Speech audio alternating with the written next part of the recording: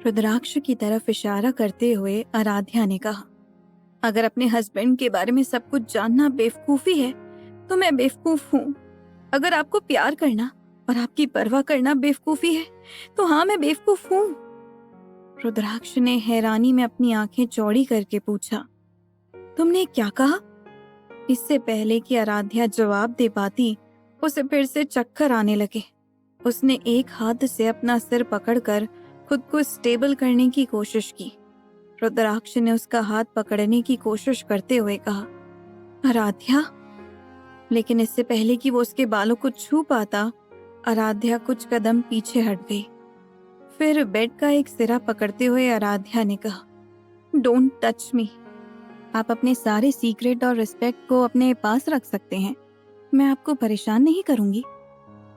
इससे पहले कि मैं आपसे प्यार करने के लिए खुद को रिग्रेट करूं, आप चले जाइए यहाँ से। उसकी बात सुनकर रुद्राक्ष को अपने दिल में चुभन महसूस हुई। उसे समझ में आया कि उसने कुछ घंटों में आराध्या को कितना हर्ट किया था और उसके बारे में जानने का हक आराध्या को था।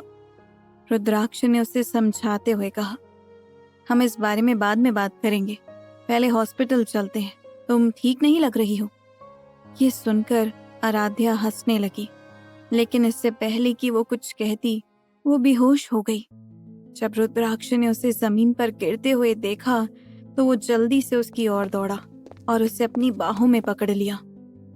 फिर कई बार उसके गालों को टैप करते हुए रुद्राक्ष ने उसे जगाने की कोशिश की, लेकिन जब आराध्या को होश नहीं आया तो उसने आराध्या को बेड पर लिटा दिया और नीचे की ओर दौड़ा। दादाजी, दादी और घर के सारे मेंबर्स नीचे हॉल में बैठकर चाय पी रहे थे। तभी उन्होंने देखा कि रुद्राक्ष दौड़कर नीचे आ रहा है। अपनी सांस को कंट्रोल करते हुए रुद्राक्ष ने कहा, मॉम, डॉक्टर, सार्थक? साक्षी ने पूछा। कौन सा डॉक्टर? तुम्हें डॉक्टर क्यों चाहिए? दादी ने पूछा। क्या आराध्या ठीक है? रुद्राक्ष ने कुछ नहीं कहा। समर्थ, जो अभी अभी सिंघानिया पैलेस आया था, उसने जब रुद्राक्ष को ऐसे देखा तो पूछा, भाई, भाभी को क्या हुआ? रुद्राक्ष ने कहा, तुम जल्दी से सार्थक को कॉल करो और उसे 10 मिनट के अंदर यहाँ पर आने के लिए कहो। ये कहकर रुद्राक्ष वापस ऊपर की तरफ चला गया।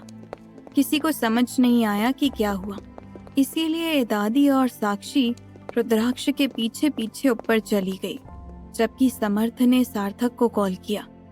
बेडरूम के अंदर आकर रुद्राक्ष ने आराध्या का हाथ कसकर पकड़ लिया और उसे जगाने की कोशिश करने लगा।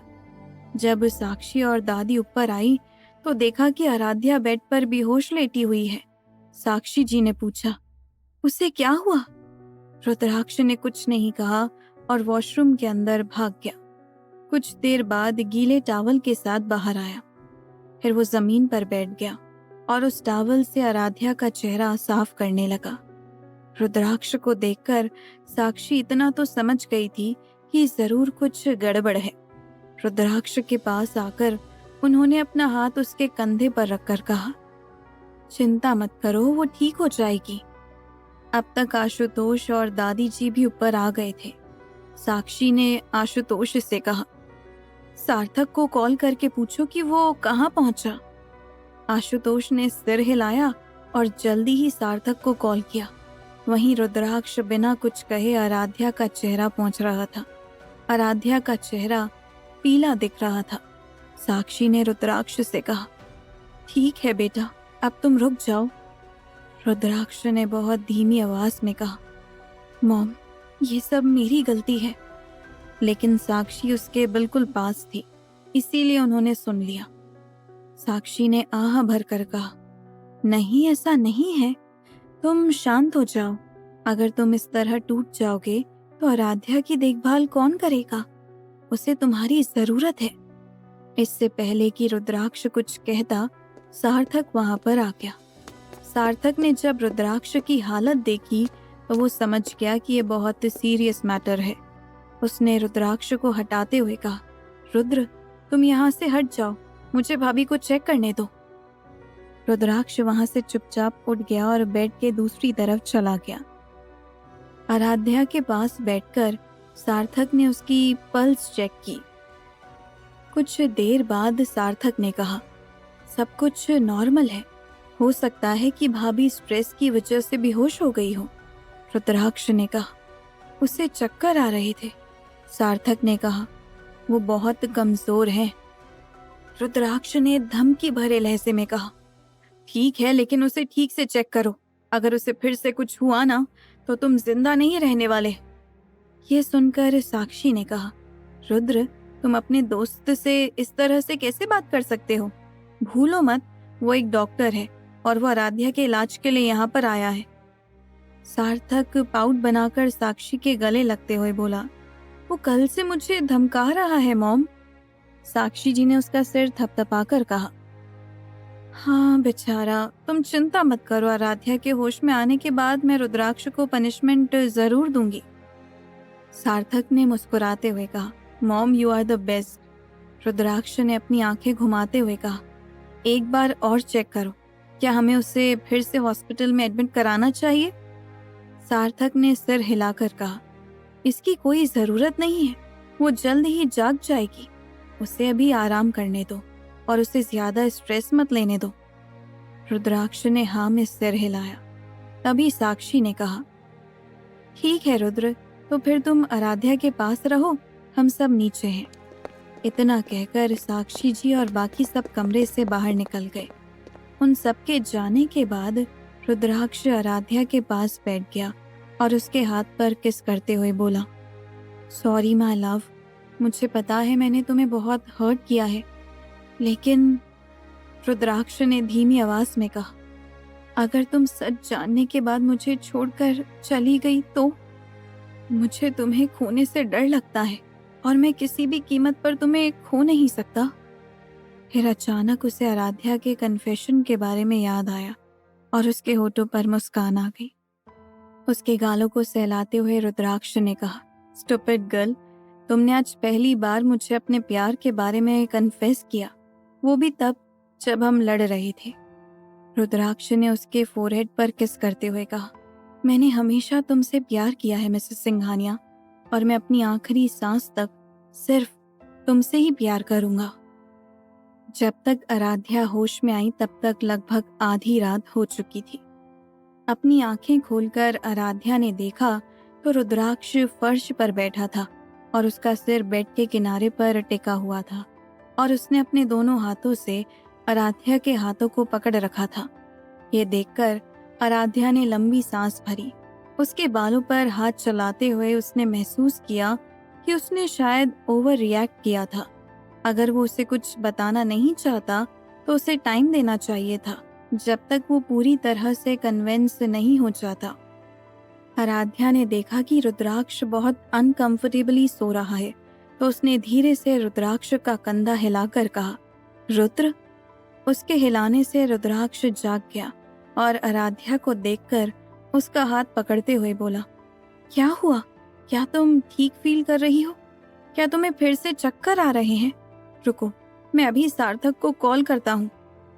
लेकिन इससे पहले कि रुद्राक्ष अपना फोन निकाल पाता, आराध्या ने हंसते हुए कहा, मैं अब ठीक हूँ, आपको इस तरह से घबराने की जरूरत नहीं है।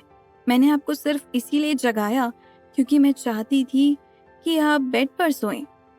फिर उसने बिस्तर के दूसरी तरफ थपथपाते हुए कहा, आइए आप यहाँ पर सो जाइए, आधी रात हो रही है। लेकिन रुद्राक्ष वहां से नहीं हिला और आराध्या की आंखों में देखते हुए उसने कहा, आराध्या आए। इससे पहले कि वो कुछ कह पाता, आराध्या ने उसे रोकते हुए कहा, इट्स ओके, मैं अब आपको कुछ भी बताने के लिए फोर्स नहीं करूंगी। जिस दिन आप खुद मुझे सब कुछ बताएंगे, मैं बस उस दिन का इंतजार करूंगी। उसके हाथ को चूमते हुए रुद्राक्ष ने गहरी सांस लेकर कहा, आराध्या, अगर मैं तुम्हें ये कहूँ कि मैं कोई नॉर्मल इंसान नहीं हूँ, मैं एक ऐसा इंसान हूँ जिसके बारे में तुम सोच भी नहीं सकती। आराध्या को उसकी बातों का मतलब समझ नहीं आया। वो एकटक रुद्राक्ष को देखने लगी। अपनी आंखें बंद करते हुए रुद्राक्ष ने आगे कहा, मैं वो हूँ जिसके हाथ खून से सने हैं। मैं बहुत कोल्ड हार्टेड पर्सन हूँ। मैं एक हार्टलेस पर्सन हूँ जिसके पास माफी नाम की कोई चीज नहीं है। जो किसी भी इंसान को मारने से पहले एक बार भी नहीं सोचता। आराध्या बस चुपचाप उसकी बातें सुन रही थी।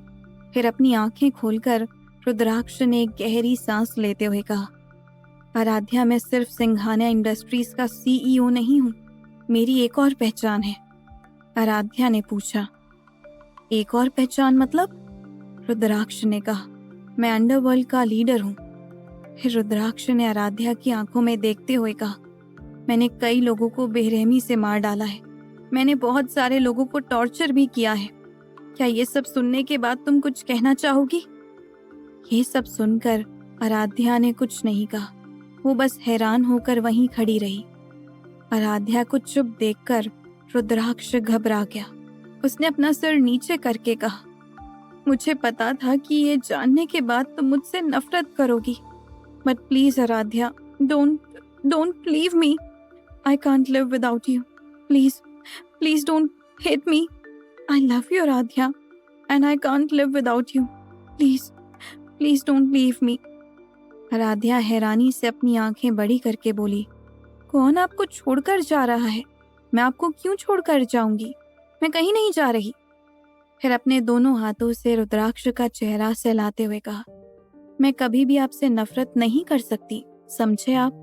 तो ये बात अपने दिमाग से निकाल दीजिए। हाँ, हो सकता है मैं कभी कभी आपसे लड़ूं या बहस करूं। मैं आपकी पत्नी हूं, इसीलिए मेरा हक है कि मैं आपसे बहस करूं। लेकिन मुझे उम्मीद है कि आप फिर से कभी मुझे रात को अकेले छोड़कर नहीं चले जाएंगे। फिर आराध्या ने मुस्कुराकर आगे कहा, और रही बात अंडरवर्ल्ड की, तो मुझे बस उससे एक प्रॉब्लम है। वो ये है कि आप अपने आप को सेफ रखेंगे। जब तक आप ठीक हैं, मुझे इन सब चीजों से कोई फर्क नहीं पड़ता। रुद्राक्ष ने पूछा, क्या तुम सच बोल रही हो? आराध्या ने मुस्कुराते हुए कहा, हाँ। देखिए, आप मुझे ये पहले बता सकते थे, फिर हम एक दूसरे से लड़ने में इतना टाइम वेस्ट नहीं करते। अपने होठों पर एक बड़ी सी मुस्कान लाते हुए रुद्राक्ष ने अपनी बात अधूरी छोड़कर कहा, नहीं, ये अच्छा हुआ कि हम दोनों में लड़ाई हुई, वरना मुझे कैसे पता चलता कि तुम मुझसे। उसकी बात सुनकर आराध्या शर्मा गई। उस टाइम उसके दिमाग और दिल में जो कुछ था वो उसने कह दिया, लेकिन उसे अपनी फीलिंग्स को कन्फेस करने का कोई रिग्रेट नहीं था, क्योंकि अब वो सच में रुद्राक्ष से प्यार करने लगी थी। अनजाने में ही रुद्राक्ष उसकी जिंदगी का एक अहम हिस्सा बन गया था, जिसके बिना वो अपनी जिंदगी के बारे में सोच भी नहीं सकती थी। उसका चेहरा देखकर रुद्राक्ष ने हंसते हुए कहा, और अब तुम शर्मा रही हो? आराध्या ने उसे डांटते हुए कहा, मुझे इस तरह चिढ़ाना बंद करो और आप इधर आकर मेरे पास सो जाओ। रुद्राक्ष ने उठते हुए कहा, ठीक है, लेकिन तुमने कुछ देर पहले जो कहा था वो फिर से कहो, फिर तुम जो भी कहोगी मैं वो सारी बातें मानूंगा। आराध्या ने अपनी आंखें घुमाते हुए कहा, मुझे पता है मैं जो भी कहूंगी वो आप करेंगे, चाहे मैं आपकी बात मानूं या ना मानूं। ये सुनकर रुद्राक्ष ने बेबसी में अपना सिर हिलाया। ये सच था, अगर आराध्या उससे कुछ मांगती तो वो कभी भी उसे मना नहीं कर पाता। रुद्राक्ष ने उससे पूछा, तो तुम डिनर में क्या खाना चाहती हो? आराध्या ने अपना सिर हिलाते हुए कहा, मेरा कुछ भी खाने का मन नहीं कर रहा है। रुद्राक्ष ने कहा, तुमने सुबह से कुछ नहीं खाया? ये सुनकर आराध्या ने कुछ नहीं कहा, तो उसे चुप देखकर रुद्राक्ष ने कहा, तुम यहीं रुको, मैं तुम्हारे लिए सूप लेकर आता हूँ। इतना कहकर रुद्राक्ष कमरे से बाहर निकल गया। कौन सा नया मूड आने वाला था रुद्राक्ष और आराध्या के रिश्ते में, जानने के लिए सुनते रहिए ये कहानी सिर्फ पॉकेट एफएम पर।